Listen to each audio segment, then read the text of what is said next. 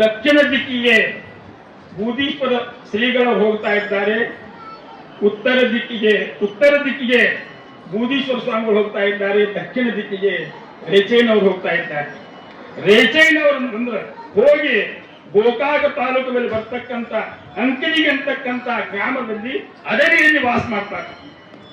ಅಡವಿಯಲ್ಲಿ ವಾಸ ಮಾಡಿದಾಗ ಅವರಿಗೆ ಅಡಿಗಪ್ಪ ಅಂತಕ್ಕಂಥ ನಾಮಕರಣ ಆಗ್ತಾ ಇದೆ. ಅಡವಿ ಸಿದ್ದೇಶ ಅಂತೇಳಿ ಅವರು 775 ವರ್ಷ ಬದುಕಿ ದೇಶ ಸಂಚಾರವನ್ನು ಮಾಡಿ ಕೊನೆಗೆ ಅಂಕಲಿಗೆ ಗ್ರಾಮದಲ್ಲಿ ಲಿಂಗೈಕ್ಯರಾಗಿರ್ತಕ್ಕಂಥವರು ಅವರ ಅಡವಿ ಸಿದ್ದೇಶ್ವರು ರೇಚಯ್ಯನವರ ಮೊದಲ ಹೆಸರು. ಅದೇ ತರನಾಗಿ ಬೂದೀಶ್ವರ ಶ್ರೀಗಳವರು ಸಹಿತ ಬೂದೀಶ್ವರ ಶ್ರೀಗಳಂತ ಹೆಸರು ಯಾಕೆ ಬಂತವರಿಗೆ? ನಾವು ಇದನ್ನ ನಡೆದಿರ್ತಕ್ಕಂಥವ್ರ ನೀವೆಲ್ಲರೂ ಇಲ್ಲಿ ಕುಂತಿರಲ್ರಿ, ನೀವೇನು ಸಾಮಾನ್ಯರಲ್ಲ. ನೀವು ಬೂದೀಶ್ವರ ಶ್ರೀಗಳವರು ಮೀರಿರ್ತಕ್ಕಂಥವ್ರು. ನಿಮ್ಮಲ್ಲಿ ಇರ್ತಕ್ಕಂಥ ಚಿಂತನೆಗಳನ್ನು ತಂದು ಅವ್ರ ಮುಂದೆ ಹೇಳ್ತಾರೆ. ನೀವು ನಿಮ್ಮ ಕಷ್ಟ ನಷ್ಟಗಳನ್ನು ಅವ್ರ ಮುಂದೆ ಹೇಳ್ತಾರೆ. ಅದಕ್ಕೆಲ್ಲಾ ಪರಿಹಾರ ಮಾಡ್ಬೇಕು. ಅವರು ರಾಚೋಡೇಶ್ವರ ಅಜ್ಜ ಅವರು ಏನ್ರಿ, ಯಾರು ಬಂದ್ರು ಸಹಿತ ಬೂದಿಯನ್ನು ತಗೋಪ್ಪ ನಿನಗೆ ಒಳ್ಳೇದಾಗ್ತದೆ. ಬೂದಿಯನ್ನು ಕೊಡ್ತಿದ್ರಲ್ಲ ಅವರು, ಅದೇ ಅವ್ರಿಗೆ ಎಲ್ಲ ಭಕ್ತಿಗೂ ಒಳ್ಳೇದಾಗ್ತಾ ಇತ್ತು. ಅದಕ್ಕೆ ಅವ್ರಿಗೆ ಬೂದೀಶ್ವರ ಶ್ರೀಗಳು ಅಂತಕ್ಕಂಥ ನಾಮಾಂಕಿತ ಬಂದಿತ್ತು ಅನ್ನುವಂಥ ಇವತ್ತ ಇಷ್ಟ ಅಂತೂರಿಂದ ಸಾಕಷ್ಟು ಸುಮಾರು 3000-4000 ಜನ ಬಂದಿರೋ. ಬಂದ್ರೆ ನೀವು ಊರು ಎಲ್ಲಿತ್ತು? ಎಷ್ಟೋ ಜನರಿಗೆ, ಎಷ್ಟೋ ಜಿಲ್ಲೆಯವರಿಗೆ ಅಂತೂರಿಗಂತೂ ಅನ್ನೋದು ಗುರ್ತಿರಾಕಿಲ್ಲ. ಹೌದಿಲ್ರಿ? ನಾನೇ ಅಂತೂರಿಗಂತೂ ನೋಡಿದ್ದೊಮ್ಮೆ ಮುಳುಗುಂದಕ್ಕೆ ಹೋಗುವಾಗ ನೋಡಿದ್ವಿ. ನಿಮ್ಮ ಊರ ಮ್ಯಾಗ ದಾಟಿ ಹೋಗುವಾಗ, ಮುಳುಗುಂದ ಹೋಗುವಾಗ ದಾಟಿ ಹೋಗಿದ್ವಿ. ಅಂತ ಒಂದು ಇವತ್ತು ಇಡೀ ನಿಮ್ಮ ಊರ ಹೆಸರು, ನಿಮ್ಮ ತಾಲೂಕಿನ ಹೆಸರು, ನಿಮ್ಮ ಜಿಲ್ಲೆಯ ಹೆಸರು ಇಡೀ ಭಾರತ ದೇಶದೊಳಗೆ ಚಿಮ್ಮಾಟಕ್ಕೆ ಶ್ರೀಗಳವರ ಪೂಜಾ ಅನುಷ್ಠಾನದ ಬಲ ನಿಮ್ಮೆಲ್ಲರ ಭಕ್ತಿ. ನೀವು ಸಹಿತ ನಿಮ್ಮಲ್ಲಿ ಇರ್ತಕ್ಕಂಥ ಭಕ್ತಿ ಅಂತಕ್ಕಂಥದ್ದು ಶ್ರೇಷ್ಠವಾಗಿರ್ತಕ್ಕಂಥದ್ದು. ಭೀಮ ಭಕ್ತಿ ಅಂತಕ್ಕಂಥದ್ದು ನಿಮ್ಮದು ಭಕ್ತಿ ಅಂದ್ರೆ ಸಣ್ಣ ಭಕ್ತಿ ಅಲ್ಲ. ನೀವು ಹೊರಗೆ ಇರ್ಬೋದು, ಮನೆಯಾಗ ಇರ್ಬೋದು, ಹೊಲದಾಗ ಇರ್ಬೋದು, ಎಲ್ಲೇ ಇರ್ಬೋದು, ನಿಮ್ಮಲ್ಲಿ ಒಂದು ಕಳಕಳಿ ಏನಿತ್ತು, ನಮ್ಮ ಗುರುಗಳು ಒಳ್ಳೆಯ ರೀತಿಯಿಂದ ಅನುಷ್ಠಾನವನ್ನು ಗೈದು ಪುನೀತರಾಗಿ ನಮ್ಮೆಲ್ಲರನ್ನು ಆಶೀರ್ವದಿಸಲಿಕ್ಕೆ ಬರಲಿ ಅನ್ನುವಂತ ಒಂದು ಆಶೆ ನಿಮ್ಮಲ್ಲಿ ಇವತ್ತ ಬಾಳ ಬ್ಯಾಡ. 11-12 ದಿವಸ ಗಾಳಿ, ಮಳಿ, ಬೆಳಕ, ಊಟ, ಉಪಹಾರ, ನೀರಿಲ್ಲದ 11 ದಿವಸ ಯಾರ ಕುಂಡಿರ್ತೇವೆ ಮಲ್ಲಿಕಾರ್ಜುನವ್ರ ಕುಂಡ್ರಾಕ್ ಸಾಧ್ಯ ಐತಿ?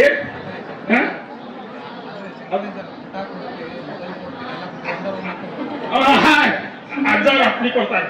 ಏನ ನಿಮಗೆ ಏನು ಬೇಕಾದ್ರೆ ಎಲ್ಲ ಕೊಡ್ತೇವ, ಅಂದ್ರೆ ಇದೆಲ್ಲ ಕೊಡ್ತೇವ ನಾವು. ದಯವಿಟ್ಟು ಇವತ್ತ ಅಜ್ಜಾರು ಪಾದಯಾತ್ರೆ ಮಾಡಿದ್ದು ಯಾವ ಕಾರಣಕ್ಕಂತಕ್ಕಂಥದ್ದನ್ನು ಇಲ್ಲಿ ಬಂದಿರತಕ್ಕಂಥ ಸಮಸ್ತರು ತಿಳಿದುಕೊಳ್ಳಬೇಕು. ದುಶ್ಚಟಗಳಿಂದ ನಿಮ್ಮೆಲ್ಲರನ್ನು ದೂರ ಮಾಡುವ ಸಲುವಾಗಿ ಪಾದಯಾತ್ರೆ ಹಮ್ಮಿಕೊಂಡಿದ್ದಾರೆ. ನೀವು ಯಾರೂ ₹1 ದಕ್ಷಿಣ ಕೊಡಬೇಡ್ರಿ ಶ್ರೀಗಳವರಿಗೆ. ಯಾವ ಶ್ರೀಗಳವರಿಗೂ ₹1 ದಕ್ಷಿಣ ಕೊಡಬೇಡ್ರಿ. ನಿಮ್ಮಲ್ಲಿ ಇರ್ತಕ್ಕಂಥ ದುಶ್ಚಟವನ್ನು ಒಂದು ಚೀಟಿ ಒಳಗೆ ಬರ್ಬೇಕಾದ್ರೆ ನಾವು ಪಾದಕ್ಕೆ ಹಾಕಿ ಹೋಗಿ ಅದರ ಪುಣ್ಯವಂತ ಹಾಕಿ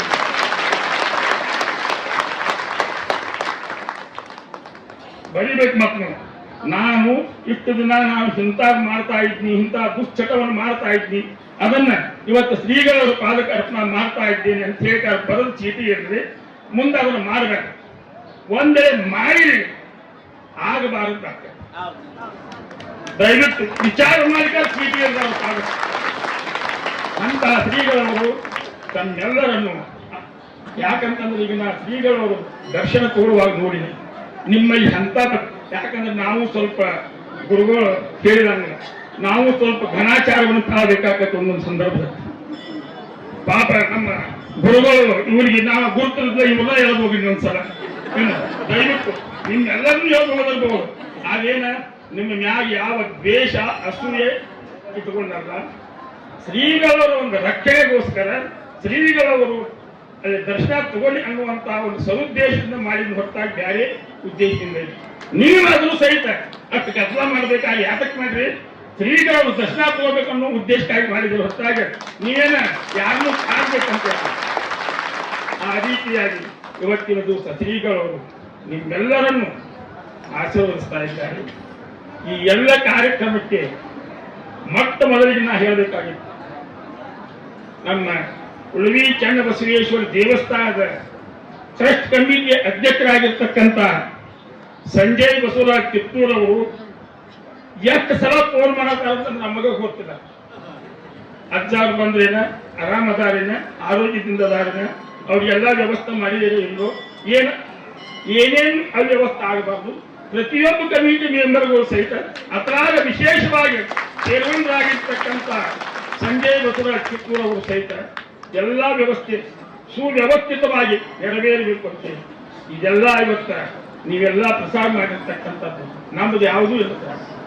ನಮ್ಮ ಟ್ರಸ್ಟ್ ಕಮಿಟಿ ಅವ್ರದ್ದು ಯಾವುದು, ನೀವೆಲ್ಲರೂ ಹನಿ ಹನಿ ಹನಿ ಹನಿ ಕೂಡಿಸಿಕೊಟ್ಟಿರ್ತಕ್ಕಂಥದ್ದನ್ನ ಮಾಲಿಕಾಗಿ ನೀಡಿದ್ದಷ್ಟ ನಮ್ಮ ಕೆಲಸ. ನಮ್ಮದು ಏನೂ ಇಲ್ಲ, ನೀವು ಕೊಟ್ಟದ್ದು ನಿಮಗ ಕೊಟ್ಟು ಕಳಿಸ್ತಕ್ಕಂಥವ್ರು. ನಾವು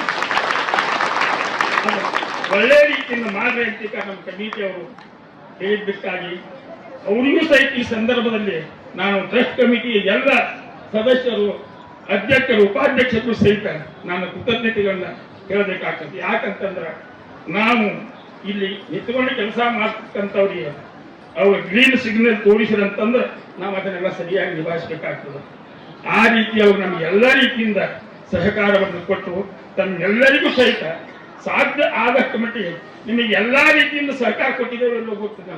ನಮ್ಮಲ್ಲಿ ಇದ್ದ ಸ್ಥಳದಲ್ಲಿ ಎಷ್ಟು ಐತಿ ಅದನ್ನೆಲ್ಲವನ್ನ ನಾವು ನಿಮಗೆ ನಿಭಾಯಿಸಿಕೊಟ್ಟಿದ್ದೇವೆ. ಆ ಒಂದು ಸೇವೆಯನ್ನ ಮಾಡಲಿಕ್ಕೆ ನಮಗೂ ಅನುಕೂಲ ಮಾಡಿಕೊಟ್ಟ ಶ್ರೀಗಳವರಿಗೆ ಮತ್ತೊಮ್ಮೆ ನಮಸ್ಕಾರ ಮಾಡುತ್ತಾ ಮಾತಾಡಕತ್ತ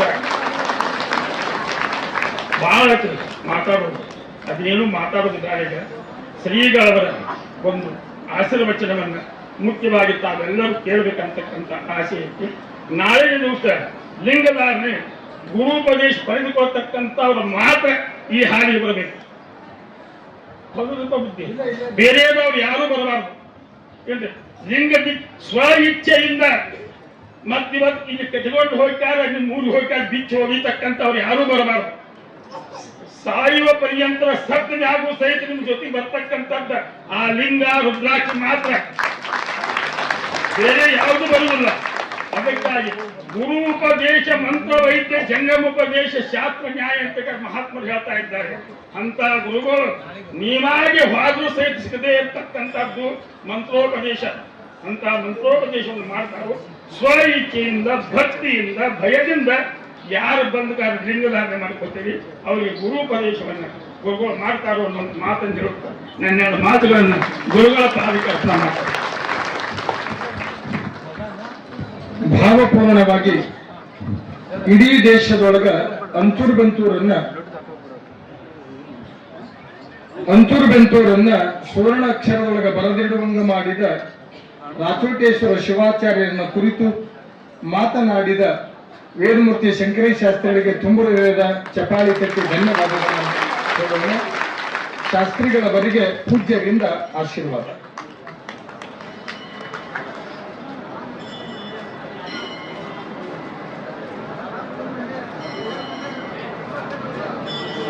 ಇನ್ನು ಈ ವೇದಿಕೆಯನ್ನು ಕುರಿತು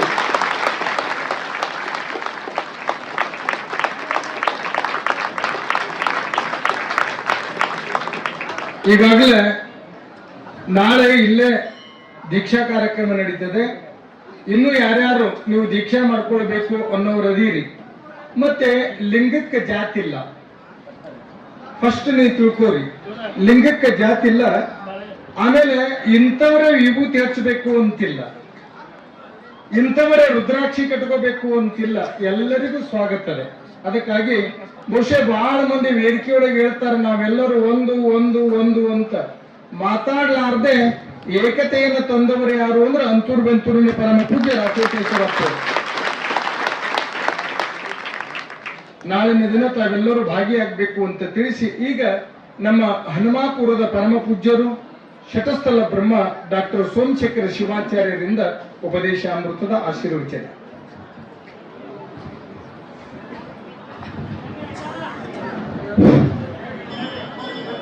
जय मंगलम जय नमः श्री जगद्गुरु पंचाक्षर महाराज की, जगत ज्योति बसवेश्वर महाराज की, गुरु चंद बसवेश्वर महाराज की, जगत गुरु बुधेश्वर महाराज की, श्री राचोटेश्वर शिवाक्षर महाराज की, सकल साधु संत महाराज की जय मंगलम.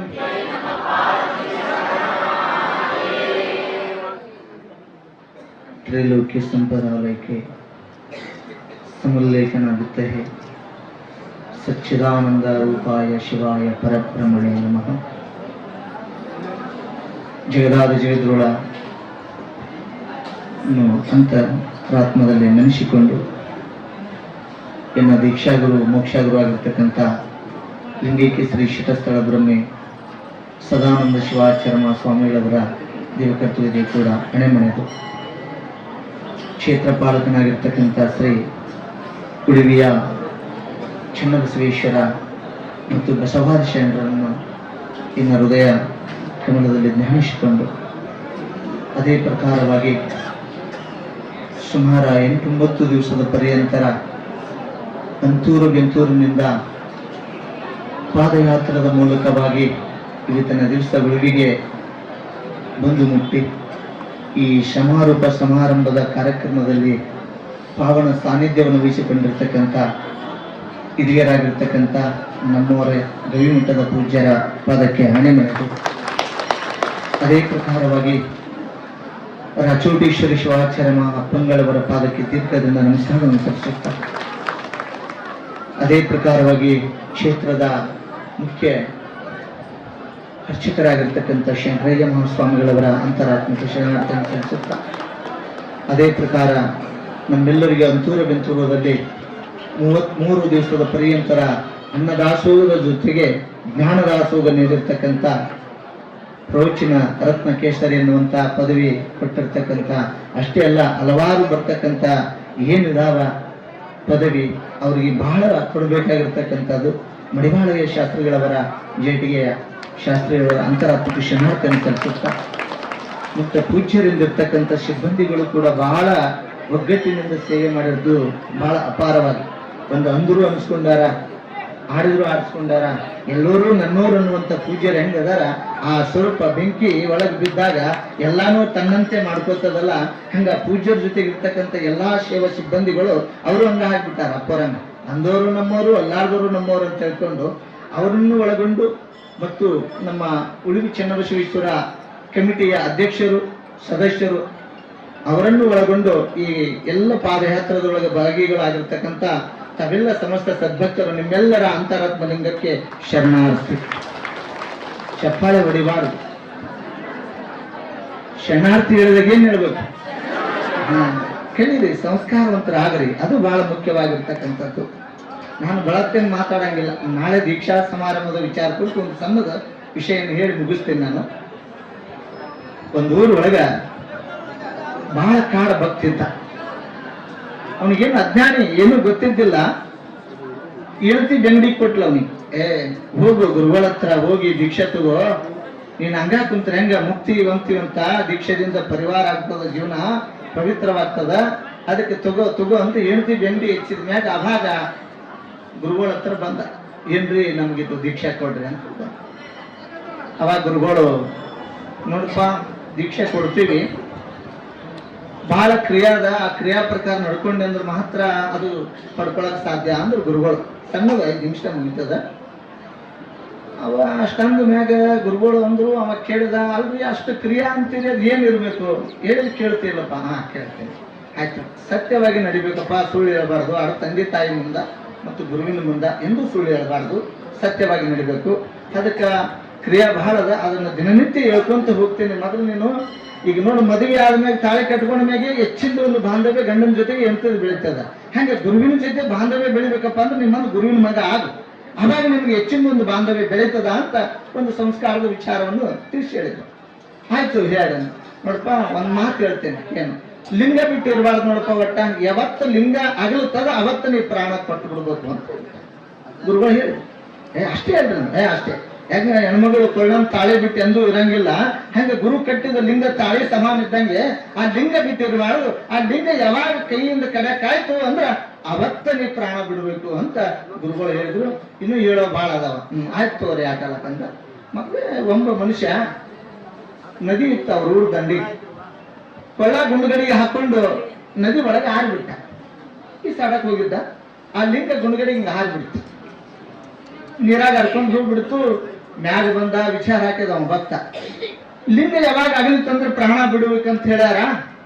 ಮತ್ತ ಒಂದು ಆಸೆ ಹಂಗ ಆಗ್ಬಾರ್ದು ನೋಡೋಣ, ಮತ್ತೆ ಗುರುಗಳದು ಲಿಂಗ ಅಗಲಿಸ್ಕೇರಿ ಅವ್ರು ಆರಿದ್ರು ನಾ ಆರ್ಬೇಕಂತ ಅವ್ನ ಎಂತ ಕೆಟ್ಟ ಬುದ್ಧಿ ಬಂತ.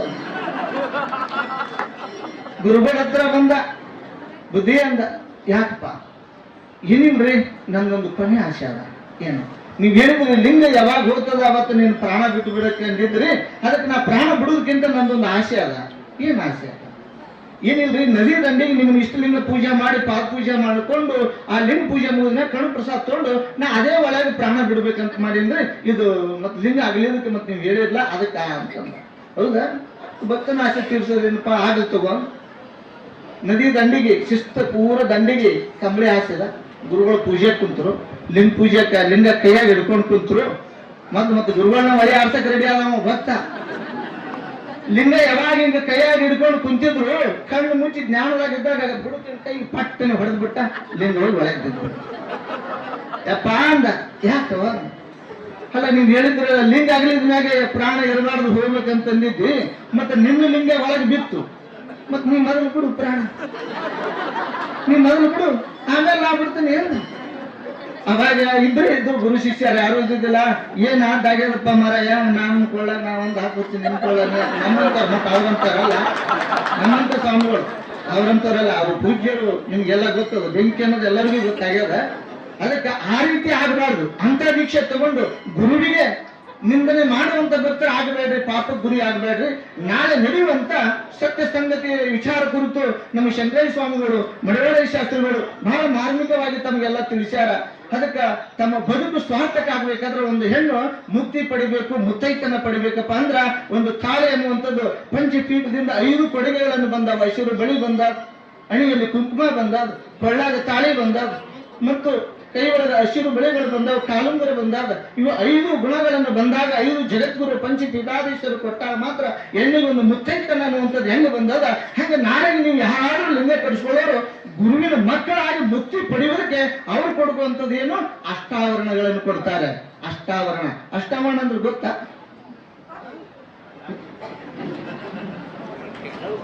ನಾಳೆ ಹೇಳ್ತಾರೆ ಶಾಸ್ತ್ರಿಗಳು. ಅಂದ್ರ ನಾನು ಈಗ ಹೇಳ್ತೀನಿ, ಹೆಸರು ಹೇಳ್ತೇನೆ, ಗುರು, ಲಿಂಗ, ಜಂಗಮ, ಪಾದೋದಕ, ಪ್ರಸಾದ, ವಿಭೂತಿ, ರುದ್ರಾಕ್ಷಿ, ಮಂತ್ರ ಅನ್ನುವಂತ ಅಷ್ಟಾವರಣ. ನೀವೆಲ್ಲ ಭಕ್ತರು ಅಷ್ಟಾವರಣ ಅಂದ್ರೆ ಗೊತ್ತಿಲ್ಲ ಅಂದ್ರೆ ತಾಯಿ, ನೀವೆಲ್ಲ ಗುರುವಿನ ಮಕ್ಕಳಾಗಬೇಕಾಗಿದ್ರು. ಮತ್ತೆ ಲಿಂಗಾಯತು ನೀವು ಎಲ್ಲರಿಗೂ ಗೊತ್ತಿರ್ತಕ್ಕಂಥ ನಾಡಿನೊಳಗೆ ಎಲ್ಲಾ ಗೊತ್ತದ, ಹಂಗೆ ಗೊತ್ತಿಲ್ಲ ಅನ್ಬೇಡ್ರಿ. ಊರೊಳಗಿರ್ತಕ್ಕಂಥ ಮಠದ ಸ್ವಾಮಿಗಳನ್ನು ತಿಳ್ಕೊರಿ. ನಿಮ್ಮ ಮನೆಗೆ ಭಿನ್ನ ತೀರ್ಸಕ್ ಬಂದ ಸ್ವಾಮಿಗಳ ಕಡೆ ತಿಳಿಸ್ಕೊರಿ. ಗುರು ಅಂದ್ರೆ ಏನು, ಲಿಂಗ ಅಂದ್ರೆ ಏನು, ಮಂತ್ರ ಅಂದ್ರೆ ಏನು, ಅವೆಲ್ಲ ತಿಳ್ಕೊಬೇಕು ನೀವು. ಅಂದ್ರೆ ಮಹತ್ವ ಒಳ್ಳೇದು. ಅದಕ್ಕೆ ನಾಳೆಗೆ ಗುರುಗಳು ಆಶೀರ್ವಾದ ಮಾಡ್ತಾರಂದ್ರ ಗುರು ಪೂರ್ಣಿಮೆ ದಿವಸ ನೀವು ಗುರು ಸಿಗ್ತಾನಪ್ಪ ಅಂದ್ರ ಪುಣ್ಯವಂತರು. ಅದಕ್ಕೆ ತಾವೆಲ್ಲರೂ ಶಾಂತತೆಯಿಂದ ಗುರುವಿನ ದರ್ಶನ ಪಡ್ಕೊಂಡು ಅಷ್ಟಾವರಣದ ಬೋಧನೆಯೂ ಕೂಡ ಹೇಳ್ತಾರೆ.